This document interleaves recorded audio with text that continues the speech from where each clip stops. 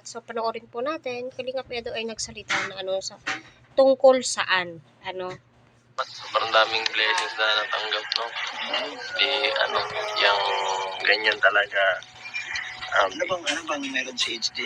Si Beyonce H na minahal siya ng mga viewers? Yung pagiging niya parang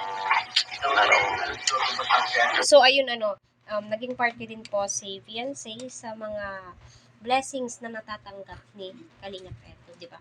Nung birthday ni Beyonce, binigyan ng tig 15,000 pesos silang dalawa, di ba? Sana all na lamang po. So, totoo, no, na naghihilaan po sila pataas, nagtutulungan po sila. Kung ano po yung meron kay Edo, ganun din po kay Beyonce. So, ganun po minamahal ng mga viewers, supporters, ang team EDC.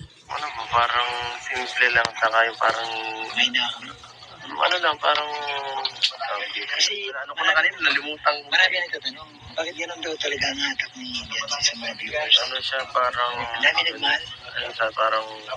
parang pure ang niya. Oo, no? Ganun, pagiging pure niya. Sa katahimik On lang. on off cam, ganun talaga. Ganun lang siya. O, diba? So, yun po yung katangian ni Beyonce. So, napakabait niya, napaka-humble niya. On-off ang cameraman, yun na po at yun ang ugaling meron si Beyonce. So, totoo nga hindi mo kailangan baguhin ang sarili mo base kung ano o magkano yung mga natatanggap mo. Kaya nga po, mas lalo po siyang nagugustuhan ni Kalingap Edo dahil sa ugaling meron itong si Beyonce. Kahit sino ang tanungin mo, si Beyonce ay napakabait, napakasunuring anak.